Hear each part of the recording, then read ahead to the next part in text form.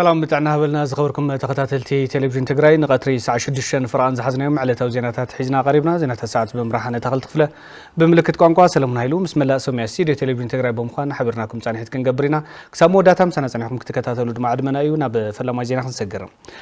مرحتي بوليتيكا تجراي استمزابل هزبي نام مربتو بمملاس تاريخوي حلافنتهم كفتسمو ليكا باباس هاجر سبكت زوبا سمين معرب بوتو أبونا بيتروس تسويهم بركت زبل هزبي أبت ميتن تسجمن النهالو يجبروا زلوا على عقد دقسات تقبلنت كم زي ولدماتهم ليكا باباس تحساسيبهم راهي الأرجاوي كم سعوا تغروا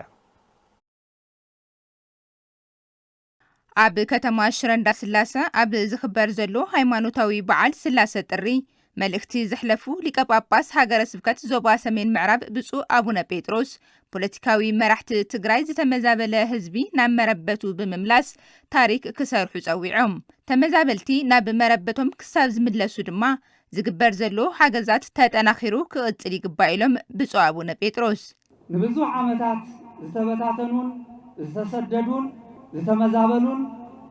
بمبرهتن بورطن النادليت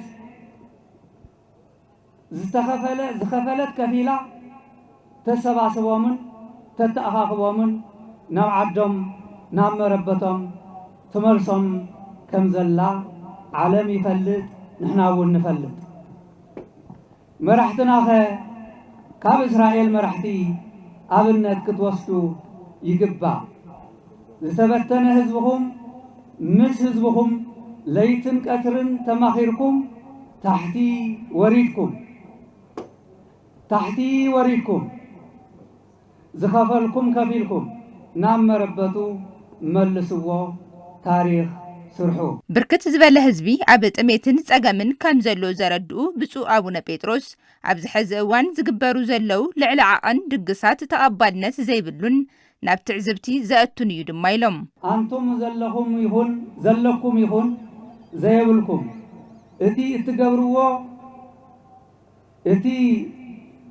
اتقبروا زي قبون عقل زي ولو دقس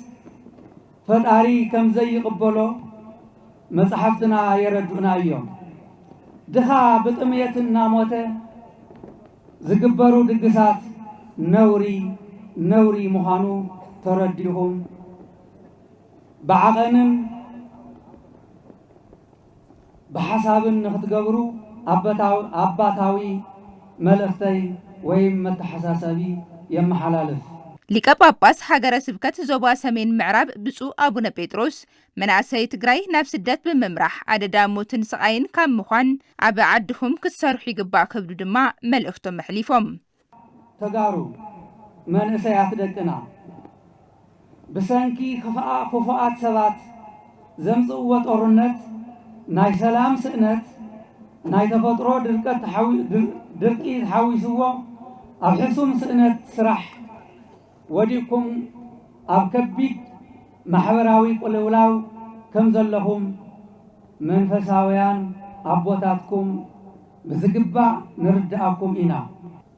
زرخبكم هو نيشتايتهن عباي سرح زرخبكم هو كله سريحهم فتاري باريحوه سبات أبز بصحوه عبيد كم تبصحو امنتنا زلعال أيو أب تجراي ممحاش سرعات كيمت يعنكفو زلو تجبارات كراي أكابنت نمفتح منقستي عقم موزيكالو كم زسرح بريزيدنت جزاو ممحدار تجراي جنرال تادس ورد قديجوم توم بريزيدنت نزيزبلو أب كتماش رندا سلاسي أبز تفصم زخري بعال سلاسي تريو درس برانا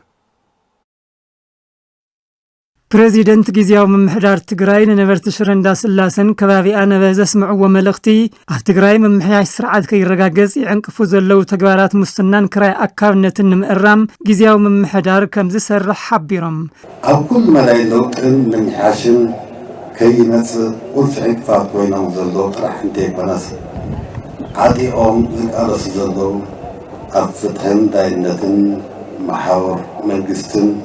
جنجينام زلو كراء كونتن قزينام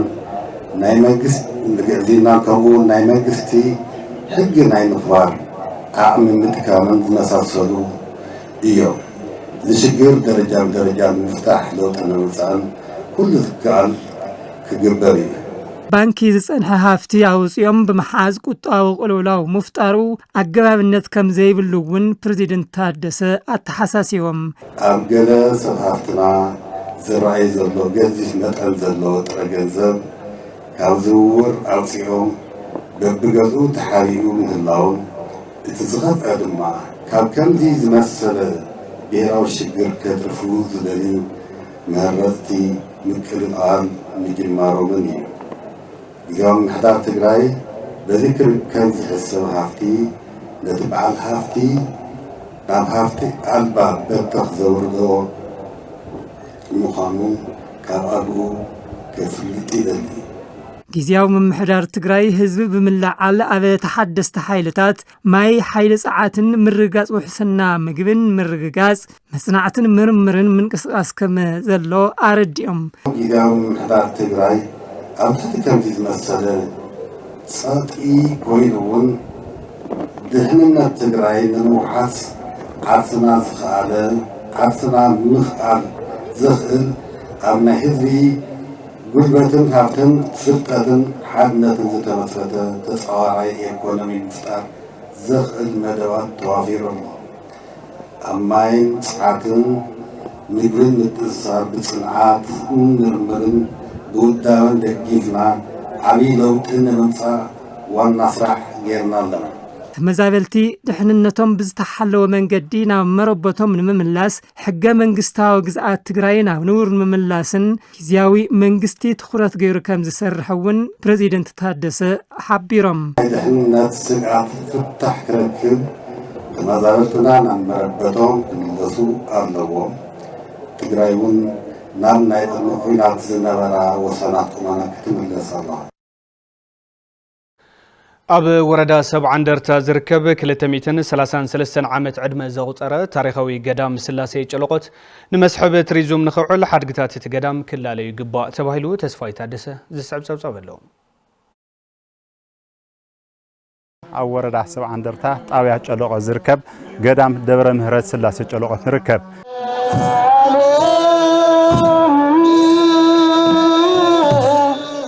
እዚ ገዳም ካብ ከተማ መቐለ ንኣንፈቱ ደቡብ 17 ኪሎ ሜትር ርሑቕ ይርከብ ብ1785 ዓመተ ምህረት ብራእሲ ወልደ ስላሴ ክፍለ ኢየሱስ ከም ዝተሰርሐ እዩ ሊቃውንቲ እዚ ቤተ ክርስቲያን ዝገልጹ ንሪኦ ኣለና መስቀል እዚ ሙሉእ ብሪ እዩ ብሪ እዩ ዝበሃል ያው ናይ ራስ ወልደ ስላሴ መስቀል ኣሰራርሓ ድማ ኣብ ንኸተኸተኸትኻ ፍሉይ ኣሰራርሓ ቀርነ በግዕ እናተባህለ ዝፅዋዕ እዩ እዚ ካብ ብሩር ዝተሰርሐ መስቀል እዩ ወሰን ወሰኑ ትሪኦ ተለና ብወርቂ ተጠሚዑ እዩ ማእኸሉ ብሪ እዩ ብኣብዝሓ ግን ያው ብሪ እዩ ብሪ መስቀል ላልና ንፅውዖ ወርቂ ደርሆላልና ኢና ንፅውዖ እዚ እውን ራስ ወልደ ስላሴ ኣብቲ ግዜ እሱ ያው ቅርስነት ብቅርስነት ኢሎም ጠቢቆም ወይ ድማ ሓልዮሚ ለፅረይዎ ቅርሲ እዩ እዚ ንሪኦ ኣለና ልባስ እዩ ልባስ እዚ ያው ብወርቂ ዝተለበጠ እዩ 87 ዓመተ ምህረት ተሰሪቑ ኣብ 25 ዓመቱ ካብ ኒዘርላንድ ዝተመለሰ ይኸው ዘውድ እዚ እዩ ንመስሕብ ቱሪዝም ክውዕል ዘለዎ ፀገም መንገዲ ክፍታሕ ኣመንቲ ፀዊዖም መንገዲ እንድሕር ተሳኺና ኮይና ኩሉ ክምቺ እዩ ኩሉ ክመፅእ እዩ ኩሉ ሰብ ክመፅእ ፅርግያ ክስራሕ እኒኦ ሽገር ለሰብ ኣፍልጦ ክግበረሉ እኒኦ ዓመ መፅእ ነይረየ ህዝቡን ካልኣይ ግዜ ልመፅእ ለኹ ጨለቆት ልክዕጅብ እየ መፅእ ዘለኹ እና ምስቲ ህዝቡን ልክጋነ እየ መፅእ ዘለኹ ናብቲ ገዳም ዝወስድ መንገዲ ክስርሐሉ ካብ ነበርቲ እቲ ከባቢ ዝተዋፀ ኮሚቴ ከም ዝተጣየሸም ኣመሓዳሪ ወረዳ ሰብዓ እንደርታ ኣይተ መሓር ኪሮስ የረድኡ እቲ ህዝቢ ሕቶ ትክክል እዩ ሓቂ እዩ ስለዝኾነ ሕዚ እንታይ ሓሲብና ኣለና እዚ ሙዝየም ስራሕ ኢና ብዝቐፅ ቀረባ ኣብዚ ዓመት እዚ ንውዳእ ኢና ሙዝየም ናይ መንገዲ ከዓ ሓደ ኮሚቴ ጣይሽና ሰብ ሃፍቲ መንግስቲ ደቂ ዓዲ ነባር ናይቲ ከተማ ጌርና ክነስርሖ ኮሚቴ ጣይሽና ኣለና ስለዚ ላ ምንቅስቃስ ስራሕቲ ኢና ኣብዚ ዓመት ገንዘብ ናይ ምትእኻብ ስራሕቲ ኢና ንገብር ኣብ ወፃኢ ዓመት ግን ተፅርጋ ልስራሕ ዕድል ፈጢና ማለት እዩ ኣተሓባሪ ከይዲ ስራሕ ባህልን ቱሪዝምን ወረዳ ሰብዓ እንደርታ ኣይተክንፈ ካሕሳይ ደብረ ምህረት ስላሴ ጨለቆት ኣብ ውሽጡ ዘለዎ ሓድግታት ግቡእ ኣተሓዛ ከም ዝግበረሎም ይገልጹ ነቲ ህንፃ ፊዚካል ተወዲኡ ግን ሸንከዝ ተባሂሉ ዝቕመጥ መሳርሒ ነቶም መደርደሪ ኣካላት ኣለዎ ስለዚ ንኣቶም መደርደሪ ዝኾን እስካብ ዝተሰርሑ ኣታዊ ዝኾነ የለን ገና ኢና ዘለና ኸይዱ ሊቀ ጳጳስ ሃገረ ስብከት ደቡብ ምብራቕ ትግራይ ኣቡነ ዕንባቆም እዚ ገዳም ኣስከሬን ዓበይቲ ሰባት ዝዓረፈሉ ከም ዝኾነ ገሊፆም እዚ ዓዲ እዚ ዓብዪ ቦታ እዩ ናይ ብዙሓት ጳጳሳት ዝዕረፍሉ ብፁዕ ኣቡነ መርሃ ክርስቶስ አስከሬኖም ዝዓረፈሉ ናይ ብፁዕ አቡነ ቄርሎስ ግብፃዊ አስከሬኖም ዝዓረፈሉ ትሪእዎ ከለዎም ቅዱሳን ዘለዎም ምዃኑ ከዓ ትፅሕደድዩ እዚ ሰውሒ ኩሉ ነገር መንፈሳዊ ህይወትካ ዝምስጥ ዓብይ ቦታ እዩ። ደብረ ምህረት ስላሴ ጨለቆት በብዓመቱ ጥር 7 ብዝተፈላለየ ሃይማኖታዊ ምድላዋት ይኽበር። ሃይማኖታውን ባህላውን በዓላትና ፍልፍል ማሕበራዊ ቁጠባዊ ረብሓን ማሕበራዊ ምትእስሳርን ክንገብሮም ይግባእ ኢሎም ሓላፊ ቢሮ ባህልን ቱሪዝምን ትግራይ ዶክተር አጽብሃ ገብረእግዚአብሔር ሸዊት ሙላለም ተወሰኸለዋ። ሓላፊ ቢሮ ባህልን ቱሪዝምን ትግራይ ዶክተር አጽብሃ ገብረእግዚአብሔር ሃይማኖታውን ባህላውን በዓላትና ፍልፍል ማሕበራዊ ቁጠባዊ ረብሓን ማሕበራዊ ምትእስሳርን ክንገብሮም ይግባእ ኢሎም እዞም ሕላገት ቀዳሞት ወለድና ዝኾኑ ጸጋታት እዚኣቶም ንመዋዕል ካብ ውልድ ናብ ወለዶ እናተሸጋገሩ ዝመፁ እንትኾኑ መግለፂ መንነት ሰረት እምነት ፍልፍል ኩርዓት ምስክር ጸዋርነትን ሰዓራይነትን ወለድና እዮም። ፍልፍል ማሕበራዊ ምትእስሳር መንፈሳዊ ዕግበት ቁጠባዊ ምንቕቓዕ ዲፕሎማሲያዊ ዝምድናታት ርክብ ህዝቢ ንህዝቢ ካብ ዝኾኑ ድሕረ ኩናት ጽንተት ኣብ ትግራይ ዝረአ ዘሎ ጸልመትመት ንምግላህ ናይ ባዕሎም ሩይ ግደ እናተዋፅኡ ካብ ዘለዉ ብዙሓት ክብረ በዓላት ሓደ ክብረ በዓል ስላሴ ጥሪ እዩ። ሃይማኖታውን ባህላውን በዓላት ትግራይ ብራኸን ህላውን ትግራይ ንምርግጋጽ ዘኽእል ዓቕምን ሓድነትን ነጠናኽረሎም ዕድላት እዮም ክብሉ ገሊጾም ግዛት ዓደቦ ንምውሓስ ኩናት ንምትራፍን ሰላም ንምውሓስን ሓድነት ተጋሩ ካብ ዝተበተኖ ናብ ንብሩ ንምምላስ ብራኸን ህላውን ተጋርን ትግራይን ንምርግጋጽ ተስፋ መጻኢት ትግራይ እውን ሰረት ንምንጻፍ ዝመሳሰሉ ዓበይቲ ዋኒናት ንምክንዋን ዘኽእል ዓቕምን ዓቕልን ሕብረትን ስኒትን ቁጠባውን ፖለቲካውን ቃልስን ዲፕሎማሲያዊ ድርድርን እነወርኸሎም ዓበይቲ ዕድላት እዮም ክብረ በዓላትና። በዓላት ኣብ እነኽብረሉ እዋን ኣብ ከቢድ ጸገም ዝርከቡ ተመዛበልትን ካልኦት ወገናትን እንሕግዘሉን ኣብ ጎኖም ምህላውና ነረጋግጸሉን ክኾን ይግባእ ድማ ኢሎም ከምዚኦም ዝበሉ ክብረ በዓላት ኣብ እነኽብረሉ ኣብ حسام تميتن موتن زلوت مزاولتن مدقاف حقوسنا نمكفال منته هلاو تجراي فرقا كلام مريت فرقا كلام حزام زنكاساسو ناي سغاس كانزا زلوم جغانونا ناي محكم ناي هلوات عداون مقانون نذكرلو عوي مسلساوي ኣብ ሓደጋ ዘለው ጥንታውያን ሓድግታት ብምጽጋን ክኽለሉ ክሕለውን መስሕብ ቱሪዝም ክውዕልን ኩሉ ግደ ከበርክት ዶክተር አጽብሃ ገብረእግዚአብሔር ጸዊዖም ካብዚ ብተወሳኺ ኣብዚ ሕዚ እዋን ካብ ጸላኢ ዝተረፉ ብዙሓት ሓድግታት ትግራይ ኣብ ከቢድ ፈተና ምውዳቖም ዝፍለጥ እዩ። ካብዚኣቶም ሓደ መራያ ጥንታዊ ከተማ ማይ ኣድራሻ እዩ። እዚኦም ብሰንኪ ዘይሕጋዊ ናይ ወርቂ ሃደን ወይ ዕደና ዝጠፉ ዘለው ሰረት ወለድና ዝኾኑ ሓድግታትና ክሕለው ክኽለሉ ንጽባሕ ንልምዓትን ንምርምርን ክጸንሑ ናይ ህዝቢ መንግስትን ቅዱሳትን ዓብይ ሓደራ ምዃኑ ግልጽ እዩ። ተመዛበልትናን ግዛታዊ ሓድነትናን ክሳብ ዝምለሱ ብኽነት ብምክልኻል ኣብ ስቃይን መከራን ዘሎ ተመዛበለ ህዝብና ክንድግፍ ይግባእ ኢሉ ምምሕዳር ዞባ ሰሜን ምዕራብ በዓል ስላሴ ጥሪ ካብ ሃይማኖታዊ ትሕዝቶ ብተወሳኺ ኣብ ማሕበረ ቁጠባዊ ምንቃሕ እታ ከተማ ዝለዓለ ግደ ከም ዘለዎ ድማ ምምሕዳር ከተማ ሽረ እንዳስላሴ ገሊጹ ኃይለ ስላሴ ገብረ ሚካኤል ከም ሰዑ ቀርቦ እዩ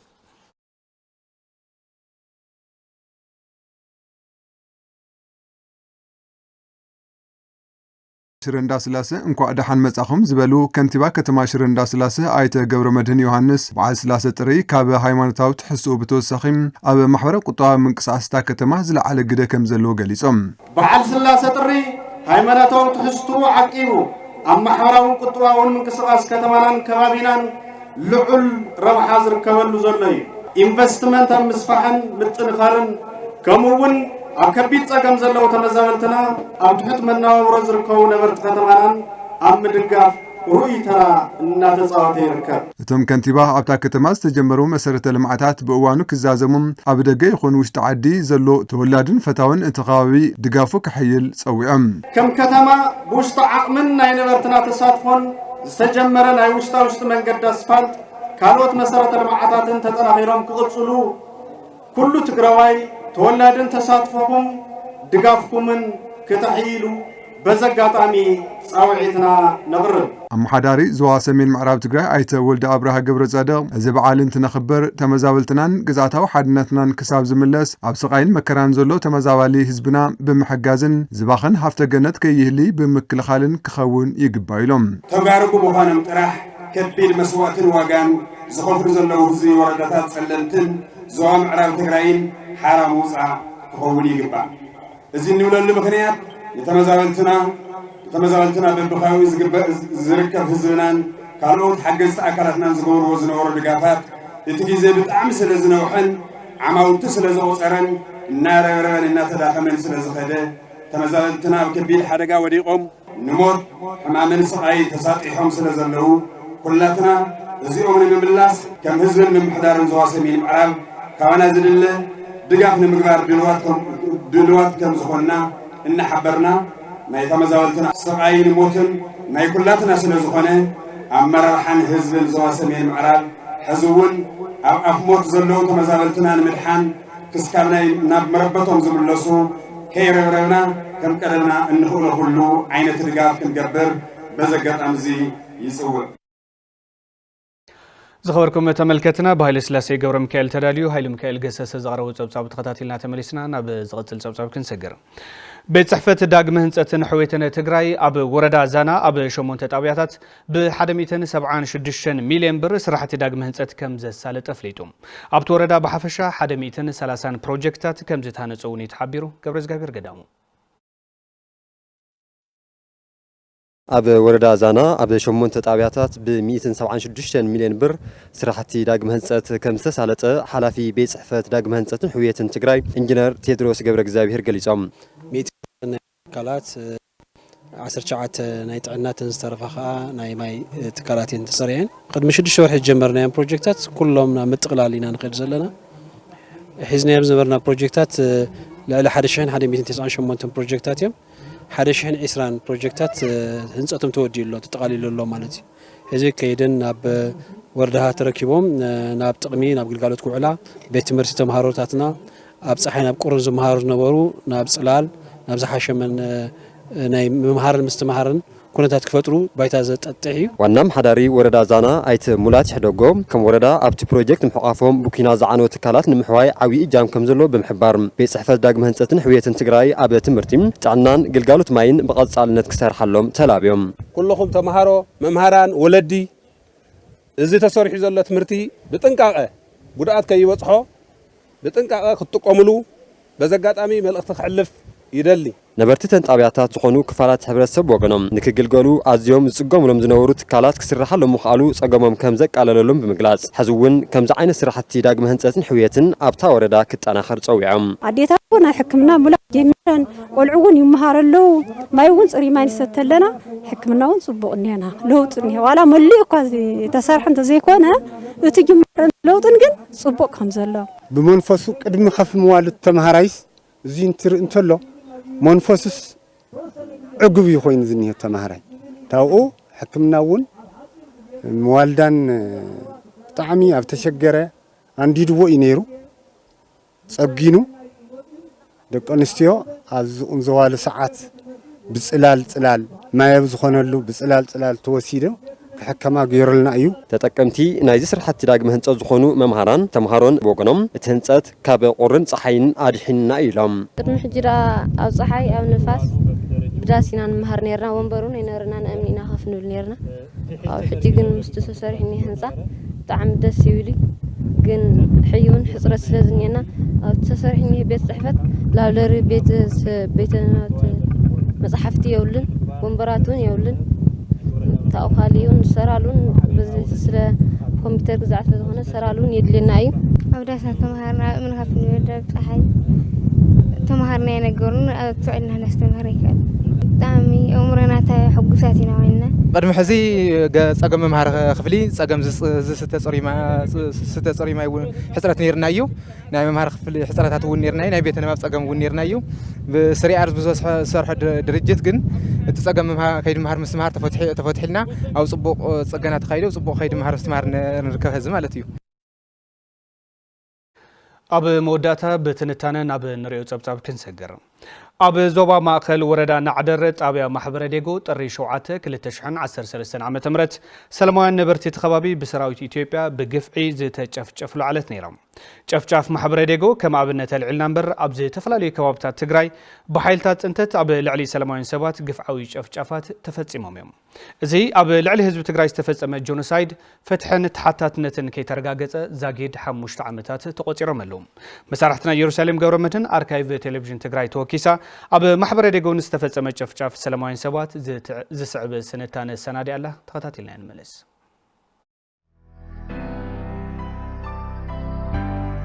ካብ ከተማ ኣኽሱም ንኣንፈት ደቡብ ኣስታት 15 ኪሎ ሜትር ርሒቓ ትርከብ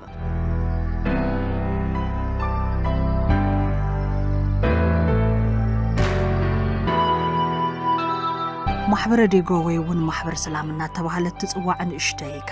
ከተማ ሓድሽ ወረዳ ናዕዴር ኮይና ካብ እትሕረ ዓመታት ተቆፂራላ ዓለም ዘሰንበደ መስካሕክሕ ግፍዒ ካብ ዝተፈጸመለን ቦታታት ትግራይ እውን ሓንቲ እያ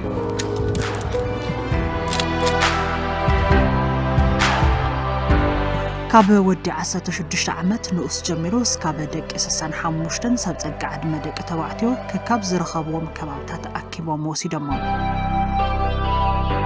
እዞም መናእሰይ እዚኦም ብዘሰክሕ ኩነታት ተረሽኖም ክቕተሉን ተገይሮም እዮም ዝተረፉ ድማ ብኣዛበ ዝተወልዕሉ ልክዕ ከም ዛዕለት እዚኣ ነይራ ኣብ ሕድሕድ ገዛ ብበትሪ እናውዒ ኣኪቡ ኣብ ላዕላይ ዝባኒ ኣኪቦም ነይሩ መጀመርያ ድሓር ካብቲ ዝባን ላዕላይ ኣኪቡ ናብዚ የውሪዱ ረሽንዎ ጎዶ ናተይ ክልተ እዮም ሓደ ሓኪም እዩ ነይሩ ሓደ መዘምሪ እዩ ነይሩ እዚ ሓደ ከፍቲ ሒዙ ዚቅ ዝበሃል መጽሓፍ ዚቅ ንዑ ክርኢ ሒዙ ከፊሉ ከምዚ አይሉ እንተሎ እዩ ወሲዶሞ ናይ ኢትዮጵያ ሰራዊት አባላት ብፍላይ ክፍለ ሰራዊት 25 ትበሃል ክፍለ ሰራዊት ብኮሎኔል ሶፊያን ትምራሕ ነበረት እያ ትግፍዒ ብላዕሊ ተኣዚዙ ኢና ካይድና ተባሂሉ መጨረሻ ጨፍጫፍና ተባሃለ ተገብረሉ ቦታ ምስተኣከቡ በደረጃ ነበሩ ሓለፍቲ ከመይ ንግበሮም እና ተባሃለ ጸኒሑ ብላዕሊ ትእዛዝ ኩሎም ክጨፍጨፉ ከም ተገብረ እቲ ዝፈጸምዎ ጨፍጫፍን ግፍዕን ብሞባይሎም ክቐረጽ ካብ ዝምልከቱ ኣካል ትእዛዝ ከም ዝተዋሃቡን ብትሉምን መንገዲ ከም ዝተፈጸመ ዝገለጹ ድማ ሰራዊት ኢትዮጵያ ዝሃብዎ ቃል ምስክር እዩ መመሪያ ተወርዷል ያገኛችሁ ወጣት ሊቀሙና ግደሉን ተባለ ነው አንበሳ ጀግና ነሽ መጨረሻችሁ ይሄ ነው ነዳጅ ቢኖር አሪፍ ነበር እነዚህ ድሕር መቅታሉውን ቱሪስታት አው ተደርቢው ብዙሓት በሐዊ ተቃጺሉ ሽዑውን አፍቱ ዘረባታቱን يسمع نيرو بزيوم بحوم قصال قال زبل يسمع نيرو ايه في فيديو دحر جن بتكبر من الوقت دحر يلوم طلعلو فيديوهات بمزحت ريساتات بحوي تقاصيدو تزترف افتي تبتاتينو زنبر جن ያው በአራዊት ተበሊዑ ማህበረ ዴጎ የነበረው ያው ብዙ ሰው የራሱ ስራ አለው ሸማኔም የሆኑት አሉ በቃ ምንም ነገር ተዋጊ ነው ሆነ ብለ ማታስበው ሰው ዝም ብሎ አውጥቶ ሳይጠራ በመግደል እንደዚህ አይነት ነገር ነበር እኔ ባይኔ ያየሁት በዩ ጀግና ሰባት ናይ መቅታል ለምምድ ወንዝ ተገብረሉ ማለት ገና ሐደሽቲ ወታደራት በደንብ ምእንታን ሰመቅታል ክለማመዳ توكيس كن قتلا إن تبهلا دكانستي وتدرات بفلاي ملاليسن ولا بزموت ريساون جنا زوي موتون ناتوكوسا زنبرالو كم زو ناي كم سب زي ترعيل بتعمي كان زتملو እዩ ብርክት ዝበለ ሃገራት ዓለም ጆኖሳይድ ተፈጺምዎን ዛጊዳ ፍልጦ ዘይረኸባም ክሳብ ሕዚ ድማ ዝተፈጸመን ገበን ተሓታትነት ክረጋገጸለን ቃልሰን ካብ ዘይቋረጸ ሃገራት ከምኒ ኣርመናውያን ተጠቀስቲ እየን ኣርመናውያን ካብ 1915 ኣቆጻጽራ ጎርጎሮሳውያን ጀሚሩ ኣብ ልዕሊኦም ዝተፈጸመ ልዕሊ 1.5 ሚልዮን ህይወት ዝበልዐ ጆኖሳይድ ኣግሃት እናበሉ ይጽውዕዎም ኣርመናውያን ኣብ ልዕሊኦም ዝተፈጸመ ገበን ብሽሙ ክጽዋዕ ክሳብ ሕዚ ዝገብርዎ ቃልሲ ኣያቋርጸን ቱርካውያን ድማ ነቲ ዝተፈጸመ ገበን ካብ ምቕሓድ ኣዴው ዓሉን ኣብ ከተማታት ኢምፓየር ቱርኪ ኣርመናውያን ልሂቃን ዶኳተር ሰሞያ ሕጊ ሰሞያ ሓጺን መጺን ወነንቲ ካልኦት ሞያታት እዮም ነይሮም ቱርኪ ኣብ ልዕሊ ኣርመናውያን ዝፈጸመቶ ግብታ ምብራር ቅትለትን ምስረታ ማዓስከር መቕተልትን መዐቀንታት ገበናት ጆኖሳይድ ዘማልኡ እዮም ቅድሚ ድንጋገ ኮንቬንሽን ጆኖሳይድ ኣብ ዝነበሩ መዋዕላት ዝተፈጸሙ ገበናት ዝግብኦም ትኹረትን ቅጽዓትን ክረኽቡ ዘኽእል መስርሕ ስለ ዘይነበረ ተደጋጊሞም ንኽፍጸሙ መንገዲ ዝኸፈቱ ይብል ራፋኤል ለምኪን ነዚ ድማ ጆኖሳይድ ኣርመናውያን ተረሲዑ ኸይተርፍ ትምህርቲ ክወሰደሉ ግድን ይኸውን ጆኖሳይድ ኣርመናውያን ምፍጻሙ ኣፍልጦ መሃወላ እኳ ሕጋዊ መስርሕ ተኸቲልካ ክግበር ዝነበረ እንትኾነ ምስ ፖለቲካ ስለዝተሓዋወሰ ኣሜሪካ ነዚ ኣፍልጦ ክትህብ ልዕሊ 1 ዓመት ወሲዱላ ካልኦት ሃገራት እውን ንዝህልወን ፖሊሲ ዝምድና ሃገራት ኣብ ግምት ብምእታው ዝወስዱ ስጉምቲ እዩ ጆኖሳይድ ኣርመናውያን ኣፍልጦ ንኽረክብ ኣርመናውያን ክሳብ ሕዚ ኣብ ዓለም ለኸ መድረኻት ይቃለሰሎም ከምዚ ዓይነት ግፍዒ ክፍጸም ተሎ ብዘይ ምንም ጥርጥር ተሓታትነት ክመጸሎ ሲቪላት ከምዚ ዓይነት ጭካነን ካብ ሕጊ ወፃእን ክትጭፍጭፍ ኣይፍቀድ ኩናት እውን ናብ ዓለም ሕጊ ኣሎ ነዚ እውን እዩ ናይ ኩናት ሕጊ ዝበሃል ዓለም ለኸ ሕጊ ኣሎ እዚ እንተጥሒስካ ድማ ተሓታትነት ይስዕብ እዩ ኣብ ልዕሊ ህዝቢ ትግራይ ዝተፈጸመ ጆኖሳይድ እውን ከይርሳዕ ከይድገም ዓለም ኣፍልጦ ክትህበሉን ፍትሕን ተሓታትነትን ካሕሳን ክረክብ ብሓድነት ቃልሲ ድማ ይጠልብ ቅትለት ጥራሕ ዘይኮነስ ናይ ምስዋር ተግባር እውን ተፈጺሙ ማለት እዩ ሓደ ዋላ ዝተጠርጠረ ሰብ እኳ እንተኾነ ካብ ናይ ሕጊ ከለላ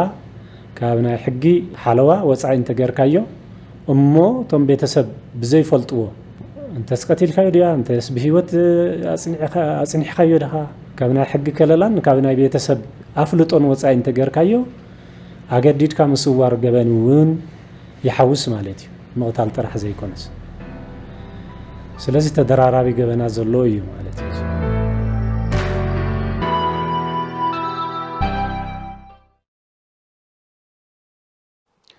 زخبركم متملكاتنا كابزي بمقطال صوصوات سبورت زعلتنا نابخم كنقرب دحر زحصار مسغاغريت دما مسارتنا مرسايله صوصوات سبورت وشت عدن وصان حيزلنا كقربي حبرنا نكتتل خبركم متملكاتنا نساعات زبنا يوم زيناتات سبورت حيز قريبه لخو مس زيناتات سبورت ساعات دما مرسايله نسبورت اتلتيكس مچوات كاب بحال كابتات تግራይ ከባቢ አጽብ ደራት ሓደ ኣብቲ ከባቢ ስልጥኑ ተሰግናትን መንኣሰይን ድማ ኣብ ዝሓሸ ደረጃ ንምጻሕ ጠንኪሮም ይሰርሑ ከም ዘለው እዮም ገሊጾም ዘለው ሓየሎም ኪሮስ ኣዋዲድ ወሎ كم استعد مك أربعين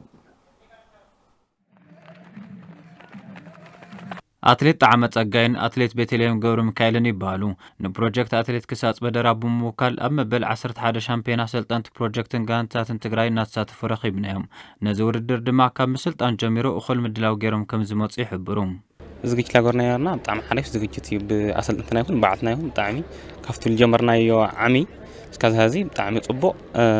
زوجتات لقانا طيحنا ماتيو كاولا ودارت له خينا يرنا هذا العملات أو مسكرم أو كروس كاونتري فاديرنا يرنا كون بدحريون لودر للمسا ودر طعنا زاجنا يرنا لا زاجنا يرنا مجمريا لو زحمت تلخ أنا لقداف صقاي لتسنبت كده لا رنا مصينا كاو أتليت طعمي دسل حارفيو أسلطنا طعمي حجزنايم سانا خوينم يزهم نالو يسرحنا يوم قندما يبلوتهم أتليتات أو وردهم من أتليت كزلو طمتا كم زوحدن حسرة باجة عدكن كم زلوهم يزاربهم بطمتا كا أو ورد تحط طمتا لأنت أو باجت كا بطعمي لا تلم هذا لأنت بوزحاتنا نسلطن كا نسلطن جن أو ودر الخارجين قنت اللوري عصرتا كا عصرت اللي يوزح من هادو شابات تجارنا نقول منقونا كزانية كا حسرة باجت كن تستخخل لنا أسلطاني بروجكت أتليتكس أتصبدر حقوس بسرعة دما كبابينا بزقبا يتطقمنا له نمبر أتليتكس مجو بوتا يكبل حبيرهم وردنا كام زفلت ياو عوي ناي أتليتكس بوتا أيو بزحات أتليتاتون كام زفلت بزحات أتليتات زفري بوتا بوتنشال إيريا لو أتليتكس مجوي زخونا صاي أير زلوه أورجانيك زخونه مجوتاتون زلوه عديو كريت لنا أفتي سوزلة تخرت جن ياو بزح هذا نعمت من حضرتي أو ورد من حضرتي زلوا تأتلك زلوا تخرت بزح أي خوني زين أسئلة هناك كمتي كنت أمل زخل سويت تأمل نتم سجنات أتليتات نمحجز دماء زملكو تأكلت أمتك جبرن بفولي دماء تولتن شبهفتن أصبح درا حجزم كت أنا خلط سويهم ተፈቶትን ተወለድትን ሃፋት ማዕድና ትዝገብሩ ሓገዝ እኳና ናድና እንተኾና ግን ሓገዝ ቀጻልነት ሕዝቡና ዕጥቂ አካሊ ነገራት አው ናይ ስነ ልቦና ሕወት አፍቲ ናይ ስፖርት ሕወት ዝነበረና ሓሳብ ከዘፍት ማተሪያል አፍቲ ዕጥቂ ግን ያው ተወለድትን ሃፋት ማዕድና አድላይ ዘበለ ሓገዝ ጠናኺሮም ልኽግጽሉ በዚህ አጋጣሚ ጻውዒት ከቀርብ ደለ ማለት ነው።